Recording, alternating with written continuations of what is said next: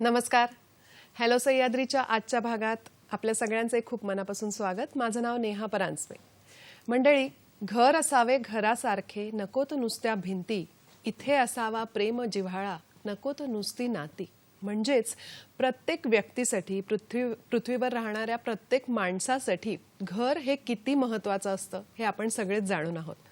घर घेणं हे प्रत्येकाचं स्वप्न असतं, मग ते आपलं आवडतं घर असायला हवं. पण घर घेताना आपण अनेक गोष्टींकडे लक्ष ठेवतो, अनेक बाबींकडे लक्ष ठेवतो. म्हणजे आपल्याला आवडीचा घराचा प्लॅन असायला हवा, तिकडे वेगवेगळ्या सोयी सुविधा असायला हव्या, त्याचबरोबर ॲमेनिटीज वगैरे असतील तर अधिक उत्तम.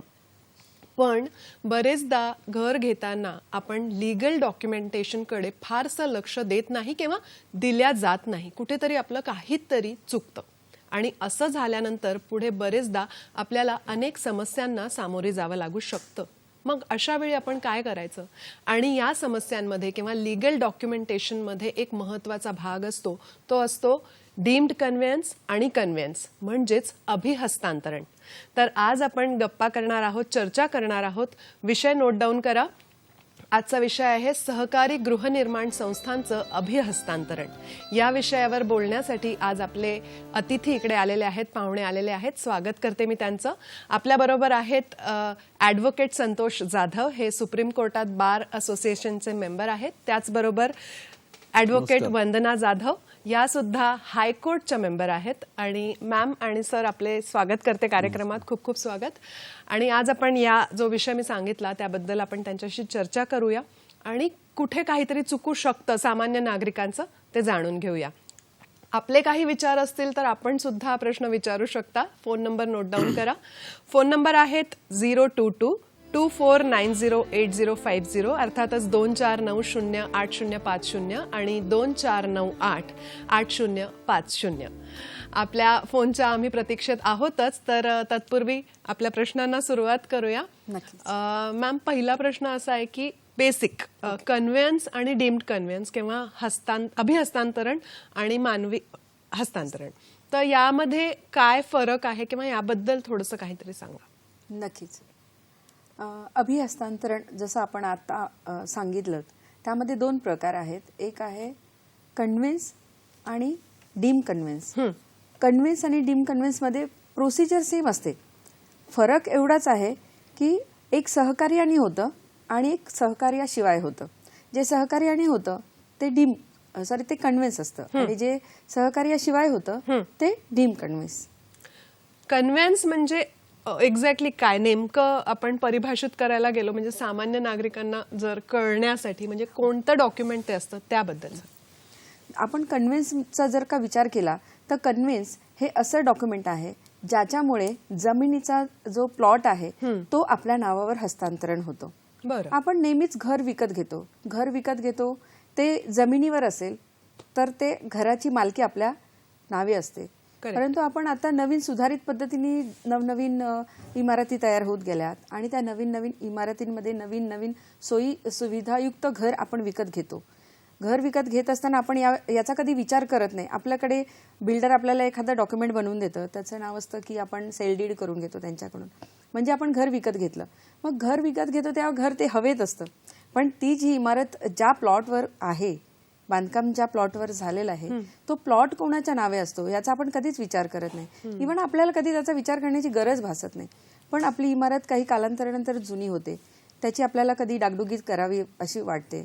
काही रिपेअरिंग करायचं असतं, अनवधाने कधी ती इमारत कोसळते बरोबर. आणि त्यावेळेस मग आपल्याला या सगळ्या गोष्टींचं रिअलायझेशन होतं की अरे बापरे, आता या जमिनीवरती पुनर्प्रस्थापित अगर ती इमारत बांधकाम करायचं म्हटलं तर मग ती जागा कोणाच्या नावे असते त्याच्याकडून आपल्याला ती परमिशन घ्यावी लागते, किंवा एखाद्या बिल्डरच्या हातामध्ये जर का त्याचे सर्व अधिकार असतील तर आपल्याला त्यांच्याकडून परमिशन वगैरे घ्यावी लागते. आणि अगदी जर ते आपल्याकडे डीम कन्व्हिन्स झालं नसेल सोसायटीच्या नावे तर मात्र आपल्याला त्याच्यात कोणताही अधिकार सुद्धा प्राप्त होत नसल्याने आपलं आर्थिक खूप सारं नुकसान होऊ शकतं. अच्छा, मग कन्व्हेन्स डीड असा सेल डीड सारखा तयार करावा लागतो का? हो, हा एक दस्त असतो ज्याचं इमारत ज्यावेळेस ते बांधकाम केलं जातं, कोणत्याही ओपन प्लॉटवर जर ते असेल तर सातबारापासून त्याचं सुरुवात होतं की सातबारा कोणाच्या नावे आहे, त्या सातबारावरील जे कोण मालक आहेत त्यांच्याकडून एक डेव्हलपमेंट ॲग्रीमेंट केलं जातं. डेव्हलपमेंट ॲग्रीमेंट बरोबर ती इमारत बांधकाम करण्यासाठी ज्या परिक्षेत्रात ते प्लॉट असेल, महानगरपालिका असेल तर महानगरपालिकेच्या विभागाकडून त्याच्या सर्व परवानग्या घेतल्या जातात. जसं बांधकाम परवाना आहे, बांधकाम परवाना घेतल्यानंतर तुम्हाला त्याच्यात अगोदर सर्च काढावा लागतो, अन्य कोणी पार्टीज त्याच्यात इन्व्हॉल्ड आहेत का.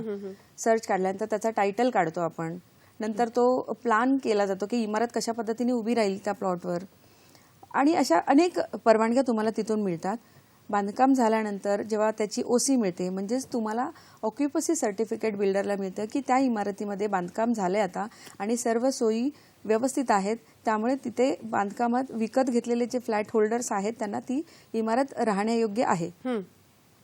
तो आपला ओसी आपण त्याला म्हणतो शॉर्टकटमध्ये. तर ती मिळाल्यानंतर सर्व मेंबर्स त्यामध्ये राहायला जाऊ शकतात. आणि ते राहण्यास गेल्यानंतर सर्व फ्लॅट होल्डर्स एकत्र येऊन जी फॉर्मेशन करतात ती सोसायटी. करेक्ट. आणि जी सोसायटी तिथे फॉर्मेशन होते त्या सोसायटीच्या फॉर्मेशनच्या 4 महिन्यानंतर बिल्डरने स्वतःहून तो प्लॉट सोसायटीच्या स्वाधीन करायचा असतो, म्हणजेच कन्व्हिन्स करून द्यायचं असतं. संपूर्ण सोसायटीच्या नावावर ती जी जमीन असते ज्याच्यावरती बिल्डिंग उभे आहे त्या जमिनीचा मालकी हक्क कन्व्हिन्स डीड करून सोसायटीच्या नावे करायचा असतो. त्याला कन्व्हिन्स डीड असं एक तो डीड असते. जसं आपण फ्लॅट विकत घेतल्यानंतर आपल्याला सेल डीड बनवून दिली जाते, तो जो दस्त असतो तशाच पद्धतीचा हा दस्त असतो. बरं. आणि मग हे जे कन्व्हेन्स डीड बनवून दिलं आहे ते नॉर्मल केसमध्ये आपल्याला मिळालंय, पण मग डीम्ड कन्व्हेन्स कधी लागतो? म्हणजे आता जसं तुम्ही ही केस सांगितली की आता बिल्डरने समजा नाही दिलं ते, तर मग त्याची गरज पडते का आपल्याला?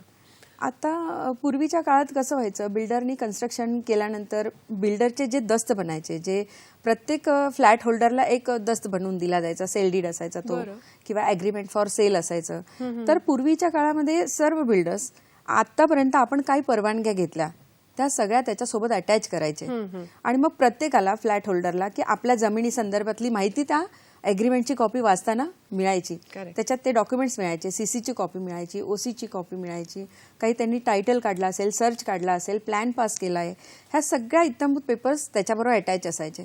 पण कालांतराने अवेअरनेसमुळे आणि लोकांना विकासकांची आवश्यकता लाभावी, कारण विकासकांचे फ्युचर प्लॅन्स असतात की भाई आता ती बिल्डिंग उभी केली आहे आणि जर 25 ते 30 वर्षात ती इमारत जुनी होते, जुन्या झाल्यानंतर ती पुन्हा रिडेव्हलपमेंटला जाते. आणि मग रिडेव्हलपमेंट होत असताना हे प्रोजेक्ट आपल्या हाती यावं, इव्हन त्याच्यातून जो काही मोबदला मिळणार असो, काही अजून सुविधा त्याच्यामध्ये ज्या मिळतात TMC कडून, FSIची गोष्ट असते, तर मग तोही आपल्याला मिळावा. आणि ते कोणाच्या हातात जर का अधिकार दिले तर मग पुन्हा आपल्याला ते थोडंसं मुश्किल होईल. या कारणास्तव आत्ताचे विकासक हे सोसायटीला कन्व्हिन्स देत नाहीत. बरं.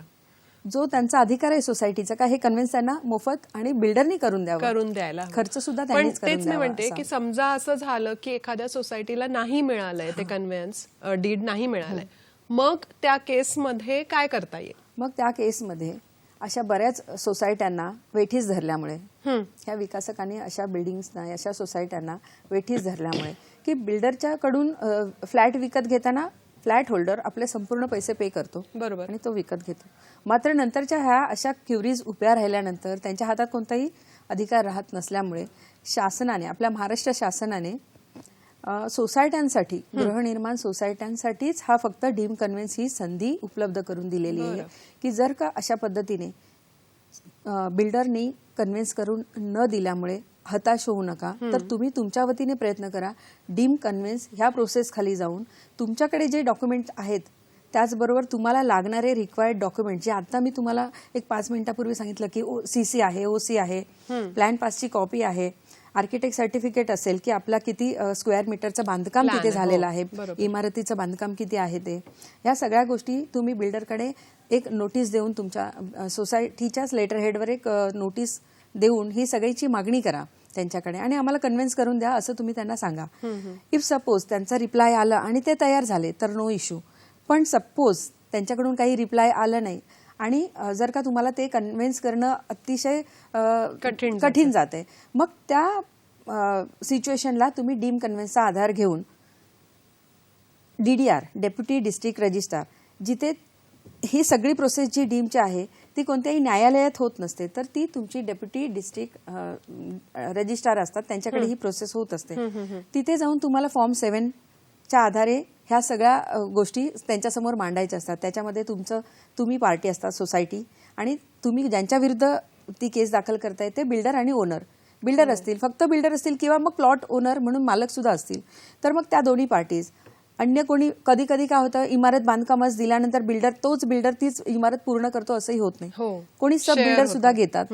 मग त्या सब बिल्डरनं सुद्धा तुम्ही तिथे पार्टी करायची असते आणि ह्या सगळ्या पार्टी सोबत तुम्ही जेव्हा DDRच्या ऑफिसमध्ये जाता तेव्हा त्यांच्याकडूनही नोटीस इश्यू केली जाते आणि तेव्हा पाहिलं जातं की तुमच्याकडे किती डॉक्युमेंट्स आहेत. जे नसतील ते तुम्ही कन्सर्न डिपार्टमेंटकडून मागवले जातात. त्याच्यात तुम्हाला तुमच्या वकिलांचा आधार घ्यावा लागतो आणि मग वकील ते कन्सर्न डिपार्टमेंटमधून ते जे आवश्यक कागदपत्र आहेत ते काढून घेतात आणि मग ते DDR समोर प्रस्तुत करतात. पूर्वी हे ऑनलाईन आणि ऑफलाईन असं सबमिशन होतं, पण काही तांत्रिक अडचणींमुळे ऑनलाईन दाखल करणं थोडं मुश्किल जायचं की अपलोड होत नव्हते. हे सगळे फिजिकल जेवढे डॉक्युमेंट्स मी आता सांगितले सगळे स्कॅन करून ते अपलोड करावे लागत आणि त्याला खूप वेळ जात असे. त्यामुळे काही कालांतराने ते बंद केलं होतं आणि ऑफलाईन सबमिशन केलं होतं. मग ऑफलाईन सबमिशन केल्यानंतर त्यांच्याकडूनही ते नोटिसेस जातात, पार्टीजना बोलावलं जातं, पार्टीज अपिअर होतात आणि त्यांना त्यांचं म्हणणं सादर करण्याला सांगितलं जातं. त्यांचं म्हणणं फक्त एवढंच आहे की 4 महिन्याच्या अवधीमध्ये तुम्ही हे त्यांना कन्व्हिन्स का करून दिले नाही सोसायटीना. जर तुमचं काही त्याच्यात क्युरी असेल किंवा प्लॉट होल्डरशी काही जर का मसलती असतील तुमच्या, तर त्या तुम्ही आउट ऑफ कोर्ट सोडवणं शक्य होतं किंवा अदरवाईज त्यांच्या विरुद्ध तुम्ही कोर्टात जायला हवं होतं. पण सोसायटीला ज्यांनी पूर्ण अमाऊंट तुम्हाला पे केली आणि तुम्ही त्यांना वेटीस धरणं योग्य नाही, ह्या कारणास्तव फक्त DDR जे काही आदेश आहेत ते सोसायटीच्या लाभात करून देतात. म्हणजे म्हणून मग ते डीम्ड कन्व्हिन्स हे आपल्याला तयार करून दिलेलं आहे. तिथे तुम्हाला पार्टीची तशी बघितलं तर आवश्यकता राहत नाही. सरांसाठी माझा एक प्रश्न आहे, पण तत्पूर्वी एक कमर्शियल ब्रेक घेऊया. भेटूया विश्रांतीनंतर.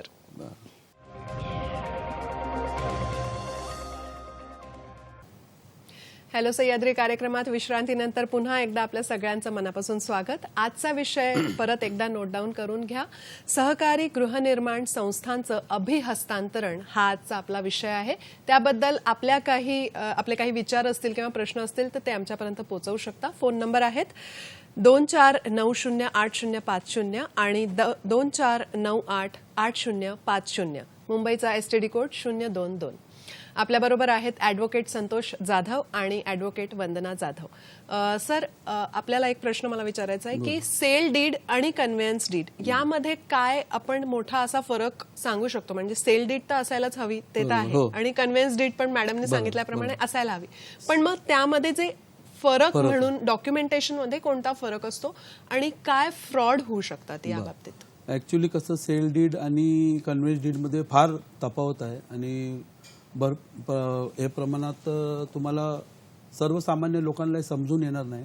त्यासाठी तुम्हाला डीपली तुम्ही जेव्हा जाल तेव्हा सेल डीड एक बिल्डर असतो. बिल्डर तुम्हाला कुठली प्रॉपर्टी दाखवतो, बाबा ही असं रूम आहे किंवा असं माझं स्ट्रक्चर आहे, त्याच्यात तुम्हाला एक रूम घ्या किंवा तुम्ही एक शॉप आहे किंवा काही रजिस्टर करून तुम्ही घेऊ शकता. पण त्याच्यामध्ये तुम्हाला हे तुम्ही त्यांना असा प्रश्न नाही विचारू शकत की तुम्ही कन्व्हिन्स डीड आहे का काय.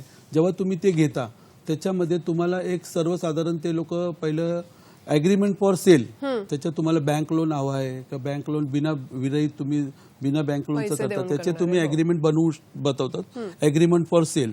आणि जेव्हा तुमचा व्यवहार कंप्लीट होतो, जेव्हा तुमचं बँकेचे पूर्ण पैसे, बँकेचे लोनचे पैसे तुमच्या बिल्डरच्या खात्यामध्ये जातात, तेव्हा तो पूर्णपणे तुम्हाला सेल डीड हा प्रकार तुम्हाला करून देतो. बरोबर. सेल डीड झाल्यानंतर आपल्याला वाटतं की आपण आता सुखरूप झालो, आपल्याला तो पजेशन देतो, पजेशनमध्ये पीसफुल पजेशनचं लेटर देतो, आपल्याला वाटतं की आता आपलं सगळं कार्य संपलेलं आहे. तर त्या हिशोबाने आपण एक निर्धास होतो. आपल्याला वाटतं की आता ह्याच्या पुढे लोन आपलं बँकेचं रेग्युलर फेडायचं आणि आपली जबाबदारी संपली, आणि घर आपल्या ताब्यात. रिकवर आपले. पण जेव्हा तुम्ही डीपली विचार करता तेव्हा एक प्रकार आहे कन्व्हेन्स.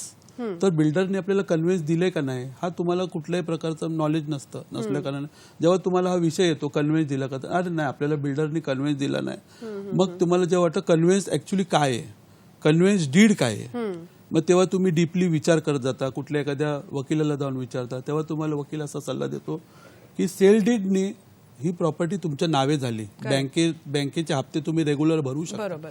बरं, बँकेचे हप्ते भरल्यानंतर ती तुम्हाला बँक जेव्हा एनओसी देईल तेव्हा तो फ्लॅट तुमच्या नावे होतो.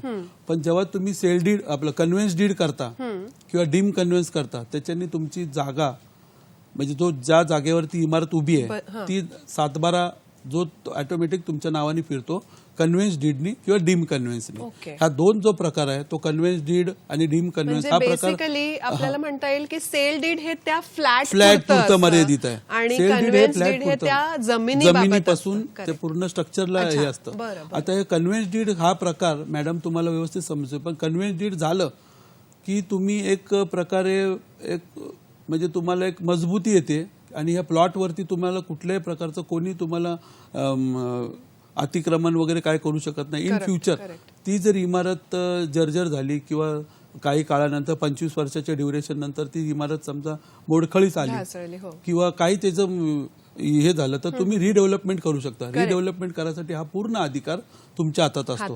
नाहीतर काय होणार, जेव्हा तुम्ही डीम कन्व्हेन्स किंवा कन्व्हेन्स नाही केलं कुठल्याही प्रकारे, तर तुम्हाला बिल्डर जो आहे तो अति पैसे मागणार किंवा तुम्हाला कुठले पेपर्स नाही त्याच्यासाठी तुम्हाला ते पैशाची मागणी करणार व तुम्हाला वेटीस धरणार व तुम्हाला कुठल्याही प्रकारचं तुम्हाला सहकार्य करणार नाही, कारण की तुम्ही ही कन्व्हेन्स किंवा डीम कन्व्हेन्स केलेलं नाही.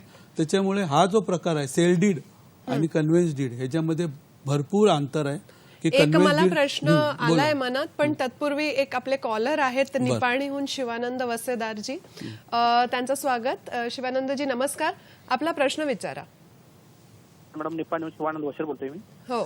काही ठिकाणी मोठ्या मोठ्या सिटीमध्ये उंच उंच बिल्डिंग बांधली जातात, त्यावेळी ते कॉन्ट्रॅक्टर कसं करतात की त्यांचं लवकर बिल्डिंग बांधून आवरायचं आणि त्यांच्या ताब्यात द्यायचं असं ही करतात. आणि त्याची जाहिरात काढतेवेळी कसं करतात त्यांनी नियम अटी लागू म्हणून त्यांनी लिहिलं असतात. पण आमची लोक काय करतात, आम्ही गडबडीत आम्ही वाचलं नसतंय, माहित नसतंय, काय नसतंय. समजा एखादं बिल्डिंग कोसळलं, काय तर अपघात घडला, काय तर झालं, मग ते कॉन्ट्रॅक्टर आपला हात बाजूला करते त्याने. मग आता नियमात असं नव्हतं, हे नव्हतं असं त्यांनी म्हणतात. मग आपण असे जर काय तर घडलं तर मग कशा प्रकारे आम्ही पाहिजे आणि कुठे म्हणजे ते पैसे कसे परत मिळतील नियम अटी लागू कंपल्सरी त्यांना. हा हा हा मॅम, आपल्याला कदाचित प्रश्न कळला आहे की इमारत बांधकामाच्याच वेळी जर कोसळली, ढासळली आणि मग आपले पैसे तर लागलेले आहेत आणि त्यांनी लिहिलेलं असतं टर्म्स अँड कंडिशन्स म्हणजे नियम आणि अटी लागू, तर मग ते पैसे परत मिळू शकतात का किंवा त्यासाठी कोणतं काही डीड असतं का, असा त्यांचा प्रश्न होता. जसं आता तुम्ही बांधकाम सुरू असताना असं काही घडले, अशी काही घटना झाली तर आपण काय करावं, त्यांच्या नियम आणि अटी तिथे एक स्टार दिलेला असतो की त्यामध्ये बऱ्याच काही गोष्टी इन्क्लुडेड असतात पण आपल्याला त्या माहीत नसतात. काम सुरू असतं, आपल्याला हव्यासा लालसापोटी बऱ्याच काही गोष्टी दाखवलेल्या असतात, चित्र खूप छान सुंदर आपल्या डोळ्यासमोर उभं केलेलं असतं की इतकं सुंदर घर तुमच्या हातात तुम्हाला मिळणार आहे आणि कालांतराने ते मिळाल्यानंतर तुम्ही फार सुखी होणार आहात. पण आपण जसं मगाशी म्हटलं की आपण ते फ्लॅट हवेत विकत घेत असतो आणि जागेची मालकी मात्र आपल्याकडे नसते त्यावेळेस. पण आपण बिल्डरकडे घर विकत घेत असताना आपण त्यांचे ग्राहक असतो आणि ग्राहक म्हणून आपल्याला एक अधिकार प्राप्त असतो की ज्या इमारतीमध्ये आपण तो फ्लॅट विकत घेतो त्या विकासकाला आपण ग्राहक तक्रार निवारण मंच इथे आपण त्यांची तक्रार करू शकतो. अशा काही गोष्टी जर घडल्या तर तुम्ही तुमची दाद त्यांच्याकडे मागू शकता. ओके. आणि ॲज युजल जर का बिल्डरने तुमची फसवणूक केली आहे तर अर्थातच पोलीस हा एक प्राथमिक तुमच्याकडे उपाय असतो की तिथे जाऊन तुम्ही तुमची तक्रार करू शकता. मुख्य म्हणजे मला असं वाटतं प्रत्येकच गोष्ट जाणून घेण्यासाठी कुठेतरी तक्रार करणं किंवा कुठेतरी ती मेन्शन केली जाणं हे खूप महत्वाचं आहे. आपल्या बरोबर जर असा केस झाला असेल तर जसं मॅडमने आणि म्हटलं तसं की तुम्ही पोलिसांकडे इमारतीचं तुम्हाला इन्शुरन्स असतं किंवा त्या इन्शुरन्सद्वारे तुम्ही त्याची रिकव्हर करू शकता. आणि आजकाल बिल्डर कसं रेरामध्ये रजिस्टर असल्या कारणाने रेराचे जे काय बंधन आहेत ते बिल्डरांना फॉलो करावे लागतात. जेव्हा कुठल्याही ग्राहकाचा पैसा तो जर तो इन्व्हेस्टमेंट करतोय त्या इमारतीमध्ये तर त्याची काहीतरी रेराकडे डिपॉझिट असतं. त्या डिपॉझिटमधून तुमचं म्हणजे तुम्हाला पैसे मिळणार किंवा तुमच्यावरती क्लेम तुम्ही टकवू शकता. इन्शुरन्स असतो, त्या इन्शुरन्सवरून तुम्हाला तुमचं म्हणजे कुठल्याही प्रकारचं नुकसान होणार नाहीये. आणि योग्य ते तुम्हाला सहकार्य केलं तर मॅडम बोलल्याप्रमाणे ग्राहक तक्रार मंचामध्ये तुम्ही ती केस रजिस्टर करू शकता. त्याच्यावर तुम्हाला जे काय तुमची कैफियत आहे, जे काय तुमचं मांडणं आहे, जे तुमच्या रसीट्स असतील त्या बिल्डरनी तुम्हाला दिलेल्या असतील किंवा एवढे एवढे पैसे तुम्ही रिसीव्ह झाले, एवढे एवढे बॅलन्स आहेत, त्या रसीट्स तुम्ही दाखवल्यानंतर काय बँकेचं पेमेंट असेल, इन फ्युचर जर बिल्डिंगची इमारती समजा हे कोसळली किंवा काय त्याचं डॅमेज झालं तर त्याच्या पुढचा जो कर्ज आहे तो तुम्हाला बँकेतून माफ केलं जातं. अशा प्रकारच्या तरतुदी त्याच्यात दिलेल्या आहेत. अंडर सेक्शन्स वगैरे त्या हिशोबाने तुम्हाला ते मागणी करता येते ग्राहक तक्रार मंचामध्ये. एक खूप म्हणजे चांगलं असं मला कोट मी म्हणेन की वाचलेलं की प्रत्येक समस्येचं समाधान आहे, फक्त आपल्याला शोधावं लागतं. आणि वेगवेगळ्या पण फार कठीण नाहीये. तुम्ही जराशी थोडीशी जरा हे केलं की आपल्याला क्युरिसिटी दाखवली की ती तुम्हाला आजकाल युट्यूब आहे, वेगवेगळे साधन आहेत. पहिल्या जमान्यात समजा 85च्या अगोदर ह्या सगळ्या प्रक्रिया लाईव्ह नव्हत्या. तेव्हा स्टॅम्प ड्युटी काय हे लोकांना माहिती नसायचं. आणि जेव्हा तुम्ही असं आता तुम्हाला माहिती की बाबा स्टॅम्प ड्युटी आता 85 पासून 85 पासून ते स्टॅम्प ड्युटी प्रकार गव्हर्नमेंट पण ऍक्टिव्ह झालं. कारण की इमारती मोठ्या मोठ्या बांधाव्या लागल्या. पहिले कसे लोक एक छोटंसं घर बांधलं किंवा एक दुकान बांधलं, जास्तीत जास्त फर्स्ट फ्लोअर सेकंड फ्लोअर पर्यंत लोक आता बीडीडीच्या चाळी वगैरे 2 माळ्यापर्यंत तुम्हाला करू शकत होते. पण आता टोले जंग इमारती होऊ लागल्या, 25-25, 30-30, 70-70 माळ्यापर्यंतच्या इमारती होऊ. तर त्याचे कायदे नियम, फायर फायटिंगचे नियम हे सगळे बदली होत गेले. आणि या सगळ्यांची माहिती तुम्हाला जेव्हा माहिती होण्यासाठी एक तर वाचन म्हणजे वेगवेगळ्या ठिकाणी, आणि नसेल माहिती तर अशा कोणत्या ओळखीच्या व्यक्तीला किंवा जाऊन असं विचारपूस केली तरी आपल्याला माहिती मिळू योग्य ते मार्गदर्शन. सर एक पुढचे कॉलर आपले आहेत अविनाश कुद्रे, पुण्याहून त्यांनी फोन केलाय. अविनाशजी स्वागत आहे कार्यक्रमात आणि आपला प्रश्न विचारा प्लीज. 2009 मध्ये माझा अग्रीमेंट झालेला आहे. मला बिल्डरनी पोझिशन वगैरे सर्व दिलेलं आहे. तर आता तो 12 वर्षांनी आम्हाला वॅट मागतोय. त्याच्यामुळे आमचं कन्व्हिन्स डीड होत नाही. बरोबर. तर त्यांचं म्हणणं असं आहे की तुमच्या अग्रीमेंटमध्ये आम्ही असं लिहिलेलं आहे की सर फ्युचरमध्ये जर कुठले टॅक्सेस आले तर तुम्हाला ते बंधनकारक राहतील. बरोबर. तर मला पोझिशन वगैरे लेटर मिळालंय, तुमचं नो ड्यूज सर्टिफिकेट वगैरे मिळालंय. तर त्याच्यामुळे आमच्या सर्वांचं आम्ही 12 जण आहोत, तर त्यांचं आमचं कन्व्हिन्स डीड तो काय करून देत नाही. बर, एवढाच प्रश्न आहे. मग काय करता येईल हा प्रश्न आहे. तर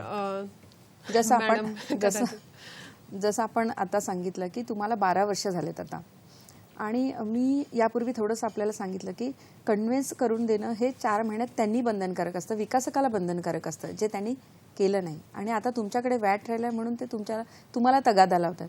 तर माझं असं तुम्हाला सजेशन असेल की महाराष्ट्र शासनाने तुम्हाला जी संधी उपलब्ध करून दिलेली आहे त्या संधीचा आधार घेऊन तुम्ही डीम कन्व्हिन्स या प्रोसेसमध्ये पुढे जा. डिस्ट्रिक्ट डेप्युटी रजिस्ट्रार यांच्या पुढे हे मॅटर आल्यानंतर त्यांना नोटीस जातील आणि बोलावणं होईल, तुम्ही का डीम कन्व्हिन्स करून देत नाही. आणि त्यावेळेस तो मुद्दा उपस्थित झाल्यानंतर डेप्युटी रजिस्ट्रार त्यावर तुम्हाला आणखीन प्रकाश टाकू शकतील की आत्ता ह्या 12 वर्षानंतर आपण हे देणं किती बंधनकारक आहे. आय थिंक त्यांच्या समस्येचं किंवा क्वेरी जी आहे, प्रश्न आहे, त्याचं समाधान झालं असावं. आणि त्याच्यामध्ये हिअरिंग वगैरे होतात तुमच्या. जेव्हा तुम्ही रजिस्टरकडे तुम्ही जाता आणि तुमची कैफियत मांडता तेव्हा ते हिअरिंगला त्या समोरच्या पार्टीलाही बोलवतात. मग त्यातून तुमचं समस्येचं समाधान जरूर निराकरण नक्कीच होऊ शकतं आणि आपण प्रयत्न करणं हेच आपल्या हातात आहे. पण आता एका विश्रांतीची वेळ, छोटासा एक ब्रेक घेऊया, परत भेटूया याच कार्यक्रमात. ब्रेक नंतर पुन्हा एकदा स्वागत हॅलो सह्याद्री कार्यक्रमात आपल्या सर्व प्रेक्षकांचं. आणि आपण परत चर्चेला सुरू करूया. सर, एक प्रश्न असा आहे की घर विकत घेताना बेसिकली कोणकोणत्या डॉक्युमेंट्स म्हणजे जे दस्तावेज आहेत त्यांच्याकडे आपण आवर्जून लक्ष ठेवायलाच हवं. सर्वप्रथम घर विकत घेताना तुमचं लोकेशन महत्वाचं आहे. जर लोकेशन तुमचं व्यवस्थित आहे, योग्य आहे, किंवा रोड, रस्ते, पाणी, त्याच्यात ड्रेनेज लाईन व्यवस्थित जाते, किंवा पेपर्स तुम्हाला बघायचे, 7/12 बघा, प्रॉपर्टी कोणाच्या नावावर आहे, प्रॉपर्टी कोणाच्या नावावर असले तीच तुमच्या लक्षात आली पाहिजे. मग त्याच्यात किती हिस्सेदार आहेत, काय वारसदार आहेत, सगळ्यांचे डॉक्युमेंट्स झालेत का, बिल्डरनी योग्य ते त्यांची डॉक्युमेंट्स मालकांपासून व्यवस्थित करून घेतलेत का, ज्या क्षेत्रामध्ये महानगरपालिकेमध्ये जिथे जे आपलं कन्स्ट्रक्शन बनतंय त्या बिल्डरनी त्या महानगरपालिकेच्या क्षेत्रामध्ये आणि कुठे तसे स्ट्रक्चर बनवलेत का, बरं तो योग्य आहे का, बरं तो रेरामध्ये रजिस्टर आहे का. आजकाल कसं रेरामध्ये रजिस्टर असणं कुठल्याही विकासकाला बंधनकारक आहे.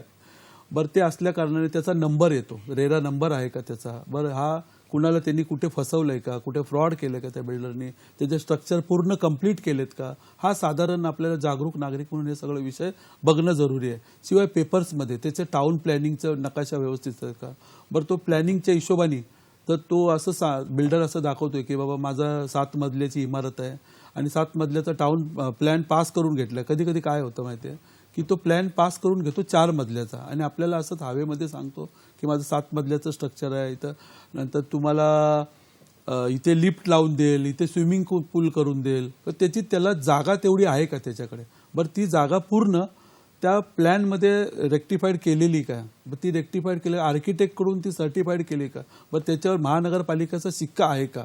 नाही तर तो काय करतो बिल्डर की एक वेगळा प्लॅन काढतो आणि तो प्लॅन रजिस्टर करत नाही आणि तो पब्लिकला दाखवण्यासाठी की माझं इथं जॉगिंग ट्रॅक होणार आहे, माझं इथे स्विमिंग पूल होणार आहे, स्विमिंग पूलच्या नंतर मी असे ते चित्र वगैरे काढून ते ह्याच्यावर टाकतो.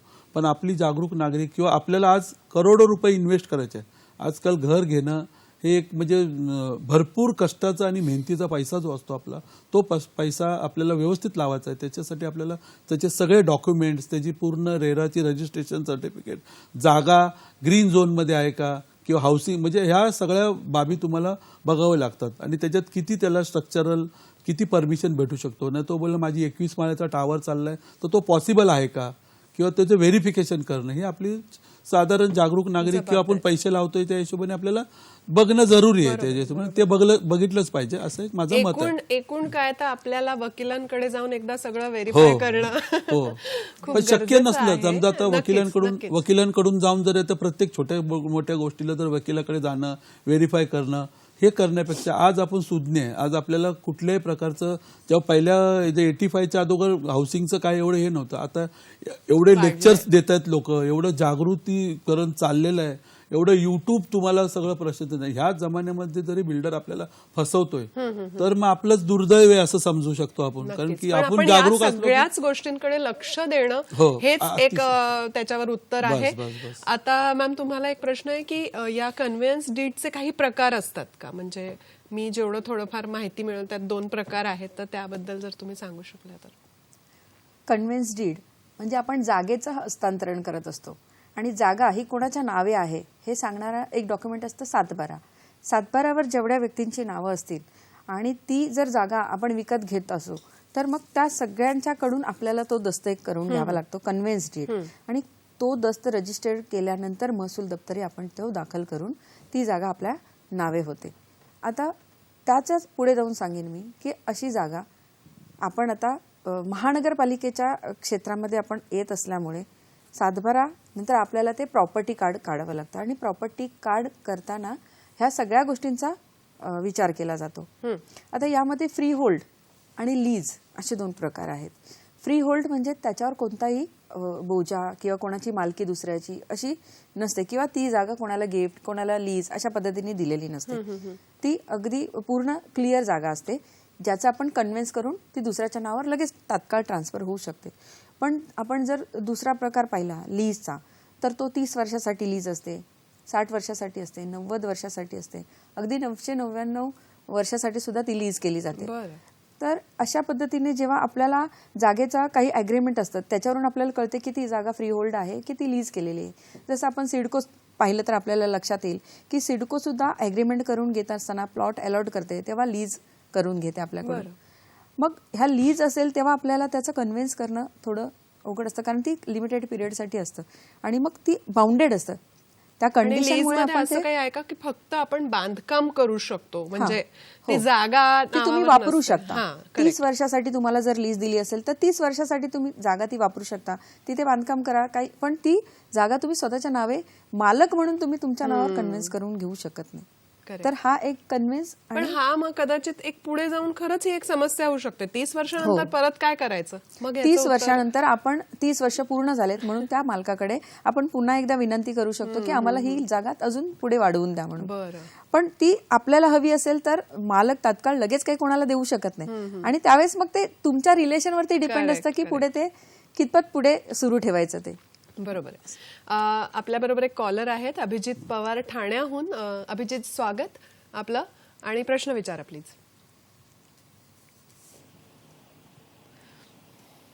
हॅलो.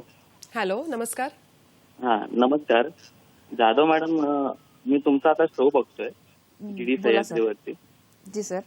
तर माझं नाव अभिजित पवार आहे, नौपाड्यावरून बोलतोय मॅडम. नमस्कार. नमस्कार, बोला सर. आमची पण एक संस्था आहे इकडे नौपाड्यामध्ये, तर तिथं पण डीम कन्व्हिन्स करायचंय. माझे वडील पण सचिवच आहेत त्याच्यामध्ये, संस्थेमध्ये. तर त्याच्यासाठी रिक्वायरमेंट काय आहे, डॉक्युमेंट काय लागतील मला? तुमच्याकडे डॉक्युमेंटची एक लिस्ट असते पूर्ण. जसं आपण सुरुवात करतो तेव्हा आपल्याला जागेचा सातबारा गरजेचा असतो, सातबारा, डेव्हलपमेंट ॲग्रीमेंट. सपोज जर बिल्डरनी कोणाकडून जागा पॉवर ऑफ घेतली असेल डेव्हलप करायला तर पॉवर ऑफ लागते. त्यानंतर त्यांचा सर्च केलेला आहे का जागेचा सर्च रिपोर्ट असतो, टायटल सर्टिफिकेट असतं, जागा एनए आहे का ती बघितली जाते म्हणून एनए सर्टिफिकेट बघितलं जाते, एनए ऑर्डर बघितली जाते. आणि ह्या सगळ्या गोष्टीबरोबर आपल्याला TMCमध्ये प्लॅन पासची कॉपी मिळते. ती प्लॅन पासची कॉपीसुद्धा बिल्डरने आपल्याला जर का प्रोव्हाइड केली असेल तर ती कॉपी त्यासोबत लागते. आणि आपल्या सोसायटीमध्ये किती मेंबर आहेत ती मेंबरची एक लिस्ट आपल्याला सोबत लागते. ह्या सर्व पेपर्स बरोबर जर का आपल्याकडे असतील तर वेल अँड गुड. जर का ते आपल्याकडे नसतील तर आपल्याला ते कन्सर्न डिपार्टमेंटकडून घ्यावी लागते, म्हणजे इश्यू करून घ्यावी लागते.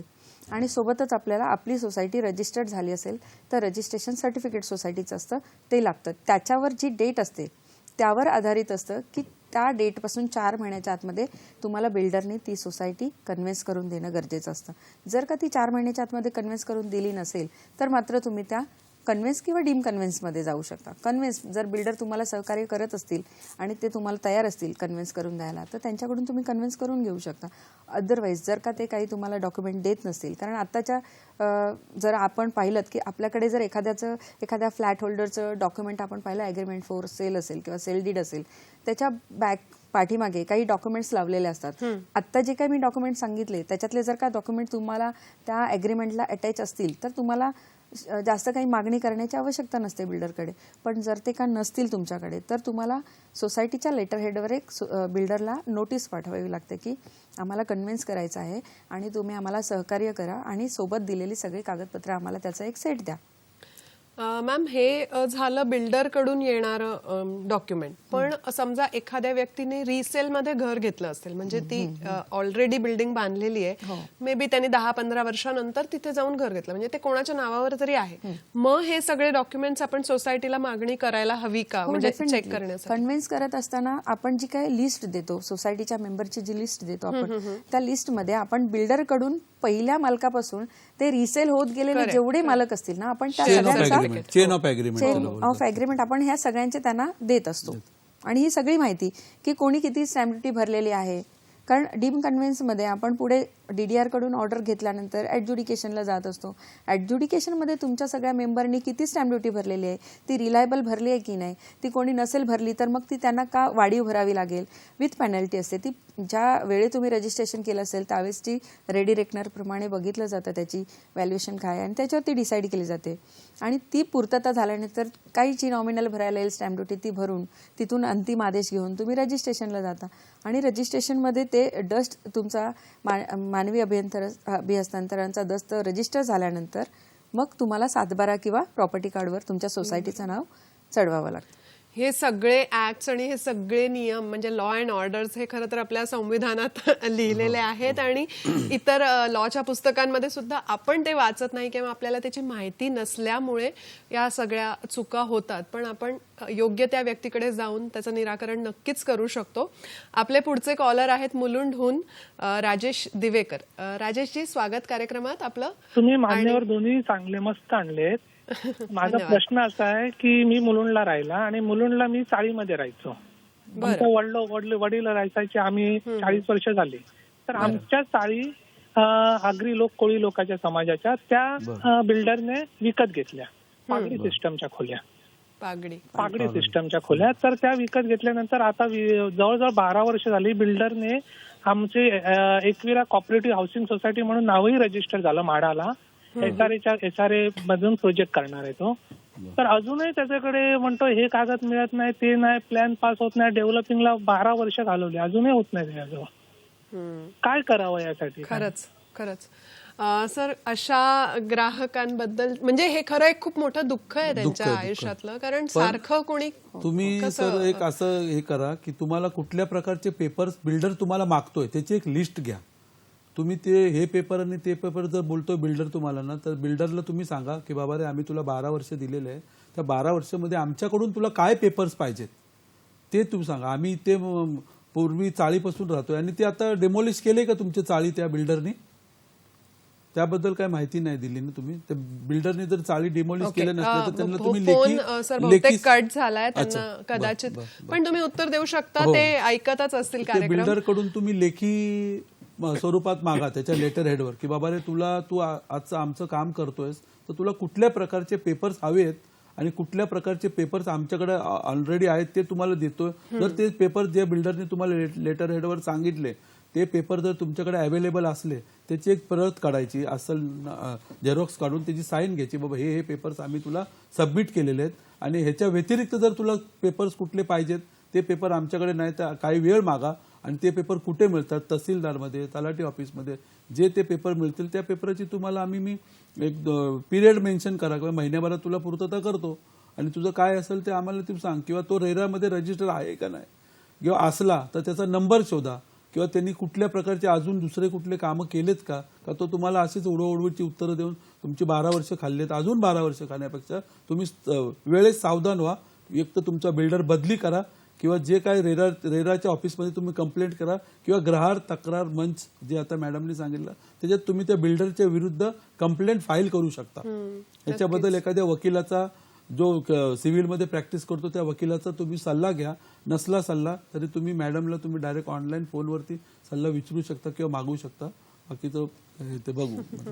नक्कीच एक छोटीशी वस्तू दुकानातून विकत घेणं, मग त्यामध्ये काही प्रॉब्लेम असेल तर ती परत करणं किंवा त्याचं निराकरण करणं सोपं असतं. पण घरामध्ये आपण लाखो रुपये आपले जेवढे कमावलेले असतात ते सगळे पणाला लावतो आणि त्यामुळे त्या समस्या नक्कीच मोठ्या असतात. आता चर्चा अजून सुरू राहील पण छोटासा ब्रेक घेऊया. विश्रांतीची वेळ आहे. परत भेटू लवकरच.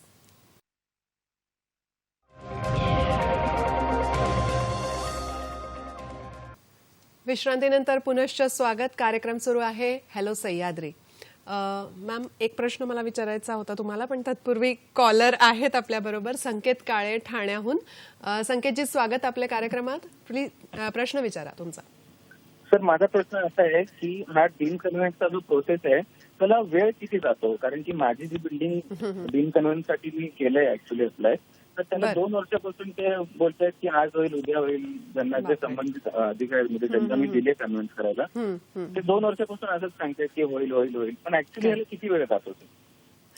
धन्यवाद. पुढचा प्रश्न मी हाच विचारणार होते, नेमका त्यांनी विचारला. डीम कन्व्हेन्सच्या प्रोसेसला किती वेळ लागावा? कारण अवास्तव वेळ घेणं किंवा अवास्तव वेळेमध्ये उगाच सोसायटीला वेठीस धरून ठेवणं हा प्रकार जास्त घडत असल्यामुळे शासनाने, महाराष्ट्र शासनाने GR काढून असं स्पष्ट सांगितलेलं आहे की या प्रोसेसमध्ये DDR यांनी 6 महिन्यामध्ये ही प्रोसिजर कंप्लीट करावी. फक्त 6 महिन्यामध्ये हा प्रोसेस कंप्लीट होणं गरजेचं असतं. पण अनावधानाने, कारणाने, काही पब्लिक हॉलिडेज येतात, काही सुट्या येतात, काही घटना अशा घडतात की त्यावेळेस जजेस उभे म्हणजे अथॉरिटी अवेलेबल नसतात, काही डॉक्युमेंट्स आपल्या वेळेवर जात नसतात, मग त्यामुळे तो वेळ होतो असतो. पण कमीत कमी 6 महिन्यामध्ये तरी हा प्रोसेस कंप्लीट होणं गरजेचं असतं आणि हा होतो. म्हणजे प्रॉपर जर का फॉलोअप सोसायटीने देखील तो फॉलोअप ठेवला पाहिजे की वेळेत आपलं काम होतंय की नाही. आणि त्यांनी वकिलांनी काही रिक्वायरमेंट सांगितल्यानंतर ती वेळेत पूर्तता केली तर त्यांनाही त्यांचं काम पटापट पुढे करता येतं. त्यामुळे ते काम 6 महिन्याच्या आतमध्ये होऊ शकतं. अगदी 100%. वेळ द्यावा लागतो प्रत्येक गोष्टीला. प्रत्येक गोष्ट. आणि आणि म्हणूनच त्याकडे डीम लक्ष कन्व्हेन्ससाठी सोसायटीना पण आम्ही जेव्हा कन्सल्ट करतो तेव्हाही असं सांगतो की जी कमिटी आहे तिच्यावरती बऱ्याच जबाबदाऱ्या असतात. पण पण आता मग जसं त्यांनी डीम कन्व्हेन्ससाठी तुम्ही एक सब कमिटी बनवू शकता. ती फक्त त्याच गोष्टीसाठी फॉलोअप घेईल बरं. आणि तीच लक्ष ठेवेल की बाबा प्रॉपर आपलं डॉक्युमेंटेशन होतंय की नाही, प्रॉपर अथॉरिटीजच्या पुढे काम आपलं चालतंय की नाही, Correct. कुठे तिथे वेळ तर जात नाही ना.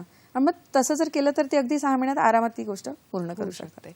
मॅम एक अजून घर विकत घेताना किंवा फ्लॅटमध्ये बेसिकली CC, OC, NOC अशा टर्मिनॉलॉजीज ऐकायला मिळतात. तर याबद्दलही थोडं सांगा. बऱ्याच लोकांना माहित नसतं. तर इमारत बांधकाम सुरू करण्यासाठी विकासकांना महानगरपालिकेकडून CC घ्यावी लागते. CC म्हणजे कमेन्समेंट सर्टिफिकेट, ज्याला आपण मराठीत बांधकाम परवाना म्हणतो.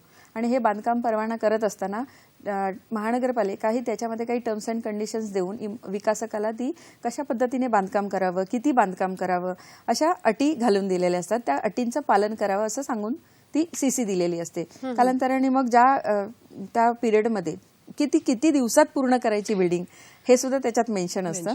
आणि मे बी कधी काळी ती पूर्ण तेवढ्या वेळात होते आणि जर का कधी राहिली तर मग ॲडिशनल परवानगी सुद्धा विकासक त्यांच्याकडून घेतात की काही खरंच जिनियन कारणं असतात त्याच्यामुळे विकासकांना अडथळा येऊन ती बांधकाम करण्यास थोडा उशीर झालेला असतो.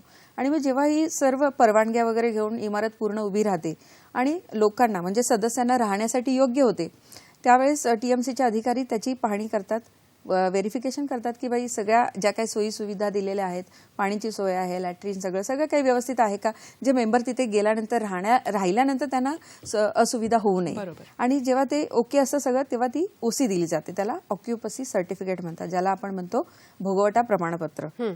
आणि ह्या 2 गोष्टी आल्यानंतर इमारतीमध्ये सदस्य राहायला जातात. त्यानंतर मग सोसायटी रजिस्ट्रेशन वगैरे होते, रजिस्ट्रेशन सर्टिफिकेट येतं. आणि NOCचा भाग हा असा आहे की त्या इमारतीमध्ये राहणारी व्यक्ती, जे आपण रिसेल करतो फ्लॅट दुसऱ्याला विकतो आपण आणि विकून दुसरा रहिवासी तिथे येणार असतो, मेंबर तिथे येणार असतो. मग पहिल्या मेंबरनी दुसऱ्या मेंबरला ती विकण्यासाठी सोसायटीची काही हरकत नाही. अच्छा, असं जे म्हणणं असतं ती असते सोसायटीची NOC. ओके. म्हणजे NOC बेसिकली हे सोसायटीकडून दिल्या जाते. इतर जे डॉक्युमेंट्स आहेत ते आपल्याला बनवून करून घ्यावे लागतात. पोझेशन लेटर सुद्धा मला वाटतं गरजेचं. पोझेशन लेटर बिल्डर पोझेशन लेटर हे इमारतीचा विकासक आपल्याला देत असतो, फर्स्ट ओनर असतो. म्हणजे ते कन्व्हेन्स सारखंच आपल्याला त्यांच्याकडून घ्यावं लागतं. असं नाही, पोझेशन लेटर म्हणजे ऍक्च्युअली तुम्ही फ्लॅटमध्ये आलात असं. अच्छा, बरं. म्हणजे ओके. आता सरांना मला एक प्रश्न विचारायचा आहे की जो संविधानाबद्दलच आहे की किंवा आपल्या भारताचे लॉ अँड ऑर्डर आपल्याला म्हणता येईल की ही जी व्यवस्था आहे तुम्हाला काय वाटतं की कशी आहे, सशक्त आहे की अजून काही त्यामध्ये म्हणजे गरजेचं आहे किंवा लोकांनी ज्याकडे लक्ष देणं खूप गरजेचं आहे, त्याबद्दल तुम्ही काय सांगू शकता? आपल्या भारताचे संविधान आहे, त्या संविधानाची एवढी स्ट्रॉंग आहे आता ऍक्च्युली बघायला गेलं तर. त्या संविधानाच्या आधारावर सगळे लॉ आणि एक प्रकारची बांधणी, ज्या प्रकारची बांधणी संविधानाने केली आहे, सेक्शन 19 खाली जे आपल्याला अधिकार दिलेले आहेत त्या अधिकाराची प्रत्येक नागरिकांनी मी तर असं प्रांजळपणे सांगतो की प्रत्येक नागरिकांनी संविधानाचं एक जे चॅप्टर आहे किंवा एक पुस्तक आहे ते आपल्या घरात जे आपण बाकीचे विकत घेण्यापेक्षा, कुठले पुस्तकं वगैरे विकत घेण्यापेक्षा एक संविधानाचं एक छोटंसं पुस्तक ते तुम्ही विकत घेतलं पाहिजे. आणि सेक्शन 19 खाली जे तुम्हाला अधिकार दिलेत, बोलायचे, राहायचे, चौकशी करायचे किंवा कोणाबद्दल माहिती काढायची, हे अधिकार तुम्हाला प्रत्येक नागरिकाला हे जाणून घेणे अतिशय गरजेचं आहे. जोपर्यंत तुम्ही जागरूक बनत नाही तोपर्यंत लोक तुम्हाला संविधानाचे उपयोग आणि दुरुपयोग सांगण्यापेक्षा स्वतः वाचन करा किंवा वाचन केल्यानंतर तुम्ही त्याच्यावरती आपण अंमलबजावणी करतोय का, की आपल्यावर कुठला अन्याय होतोय का, की संविधानाच्या विरुद्ध कुठला आपल्या आजूबाजूला काय काम चाललंय का, किंवा कुठे मारहाण होते किंवा कुठलाही प्रकार तो आजच्या डेटमध्ये जे पण काय घडतंय, जे पण काय लॉ मेकर्स आहेत किंवा लॉ बनवणारे आहेत, आमदार आहेत, खासदार आहेत, हे सगळे संविधानाच्या चाकोरीनेच चाललेले आहेत. हे कुठल्याही प्रकारची संविधानाला मॉलिस्टेट करू शकत नाहीत. आणि हे कायदे बनवणारे कायदे तज्ज्ञ आहेत, हे सगळे संविधानाच्या आधारावर चाललेले. आणि एवढं भारतीय संविधान हे एवढं मजबूत आणि भक्कम आणि याच्या पुढे अजूनही कुठल्याही प्रकारचं असं म्हणजे त्याच्यात संविधानाचा बद्दल कोण दुरुपयोग करत असेल तर त्याच्याबद्दलही तुम्हाला माहिती पाहिजे की बाबा हे संविधान बाबासाहेब आंबेडकरांचे संविधान आपल्याला दिलेलं आहे, त्या संविधानामध्ये हा प्रकार कशा प्रकारे घडतोय, कोण घडवतोय, हे संविधानाच्या बरोबर चाललंय का नाही, किंवा आपल्या आजूबाजूचे नगरसेवक, आमदार, खासदार संविधानाप्रमाणे चाललेत का नाही चाललेत, किंवा आपल्याला खोटे आमिष दाखवतात, हे तुम्ही जोपर्यंत तुम्ही जागरूक होत नाही तोपर्यंत तुम्हाला ते कळणार नाही. तर माझी अशी तुम्हाला प्रांजळ मत आहे की प्रत्येकाने आपल्या घरामध्ये एक संविधानाचं पुस्तक छोट्या प्रमाणात किंवा मोठ्या प्रमाणात ठेवणं अतिशय जरुरी आहे आणि त्याचं वाचन करणं अतिशय जरुरी त्याची आहे. माहिती असणं अतिशय जरुरी आहे तुम्हाला. खरंच. आणि सजग नागरिक होऊनच आपण करू शकतो आपल्या समाजाकडे लक्ष ठेवणं आणि ठेवू शकतो अर्थातच. मॅम, एक अजून सजगतेबद्दलच म्हणून की आता प्रॉपर्टी रेट्स खूप बऱ्यापैकी वाढले, म्हणजे 2008 सालापर्यंत बरेच कमी होते, ते अचानक त्याच्यात हाईक झाली. याबद्दल तुम्ही थोडक्यात काय, कारण आपल्याला वेळ खूप कमी आहे, तर 2008 अगोदरचा जर का काळ आपण बघितला तर आपला ठाणा, आपण फक्त ठाण्यापुरता जरी बोललो तरी ठाणा हा एवढा वाढला नव्हता. आता काय झालं की ठाणा हा अवास्तव वाढत चाललाय आणि ठाण्यात प्रॉपर सिटीच्या बाहेर आपण पाहिलं तर मोठमोठे टॉवर्स, कॉम्प्लेक्स होत आहेत. त्याचबरोबर त्याच्यामध्ये ज्या ॲम्युनिटीज दिल्या जात आहेत त्या हाय लेवलच्या दिल्या जात आहेत आणि प्रत्येकाला असं वाटतं की आपल्याला एकदम सोयी सुविधायुक्त असं घर आपल्याला हवं आहे. आणि कदाचित हेच कारण आहे की प्रॉपर्टीचे रेट्स आज खूप वाढत चाललेत. राहायची जागा कमी आणि अमेनिटीजला जास्त. डेफिनेटली, कारण अमेनिटीज एवढ्या दिल्या जातात की तुम्ही घरात थांबवू शकत नाही. जर तुम्ही घरात थांबला तर मग त्याचा तुम्ही उपयोग कसा करणार? शकत नाही आपण. म्हणजे ते तुमचं संपूर्ण तुमचं घरच आहे असं तुम्ही समजू शकता. पण कुठेतरी कदाचित असंही होऊ शकतं की अमेनिटीज ज्या आपण इतर ठिकाणी जाऊनही वापरू शकतो आणि घराची राहायची जागा वाढवू शकतो, त्या अनुषंगाने प्रॉपर्टी रेट्स कमी होऊ शकतात. आता याकडे किती दखल द्यायची आणि कसं त्याचं होऊ शकतं ते आपल्याला वकील पेशातली लोकच सांगू शकतात. मॅम, जाता जाता प्रेक्षकांना एखादा काही चांगला संदेश तुमच्याकडून? या सर्व प्रेक्षकांना माझी एक अशी कळकळीची विनंती आहे की पैसे आपले आहेत, कमाई कष्ट आपण करतो आणि आपला पैसा आपण कुठे इन्व्हेस्ट करत असू तेव्हा मोठ्या प्रमाणात इन्व्हेस्टमेंट करताना एक छोटासा वकिलांचा सल्ला अगदी नॉमिनल चार्जेस खर्च करून जर घेतला तर पुढे होणाऱ्या काही अघटित घटना आहेत त्या आपण वाचू शकतो आणि प्रॉपर सल्ल्यानुसार आपण पुढे गेल्यामुळे आपला नक्कीच फायदा होऊ शकतो.